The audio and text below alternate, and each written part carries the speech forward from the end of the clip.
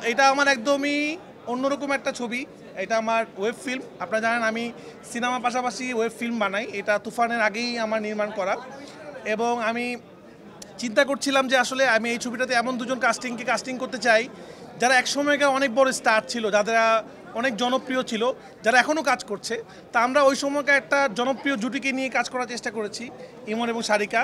এবং আমার চ্যালেঞ্জ ছিল যে এই দুজনকে আসলে নতুন করে কিছুটা আবিষ্কার করবো আর কি।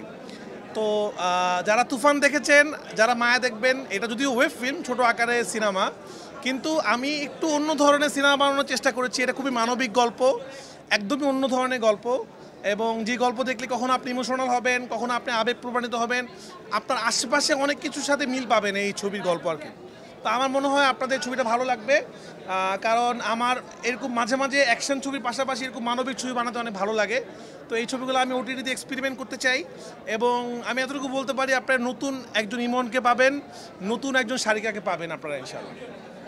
কাস্টিংটা নিয়ে বলবেন কিনা, কারণ ইমন ভাই প্রথম ওয়েব ফিল্ম, সো ইমন ভাইকে কেন মনে হলো এবং সারিকাও এই রূপে? আমি কথা উত্তরটা দিয়ে দিলাম যে আমি ওই চ্যালেঞ্জটা নিতে চেয়েছিলাম যে ও একটা 2012, 13, 14 সালের একটা জুটি যারা ওই সময় খুবই পপুলার ছিল, তাদেরকে যদি এখন নিয়ে আসা যায় তাহলে কেমন হবে।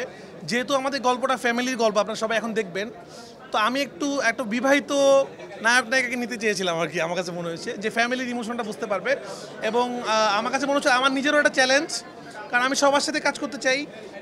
ইমনের সাথে আমার কাজ করার অনেক দিনের প্ল্যান ছিল, তো এইভাবে কাজটা হইল আর কি।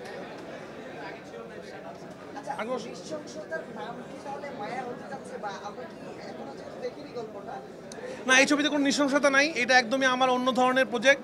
এটা দেখলে মনে নাও হইতে পারে রায়হান রাফির সিনেমা। এটা আমার আগের যে ফ্রাইডে ছিল সেটার বাইরের থেকে একটু অন্যরকম ধরনের সিনেমা। তো আমি যেটা বলবো, আমার যেটা মনে হয়, সিনেমা দেখার আগে এত কথা না বলি, শুধু এতটুকু দর্শকদের উদ্দেশ্যে বলি, আপনাদের মাধ্যমে যে দর্শকদের কাছে যাবে, এটা আমার একদমই অন্য ধরনের একটা ওটিটি ফিল্ম, যে ধরনের সাবজেক্টে আমি আগে কখনো কাজ করিনি, এবং খুবই মানবিক গল্প। আপনারা দেখেন, আপনাদের ভালো লাগবে।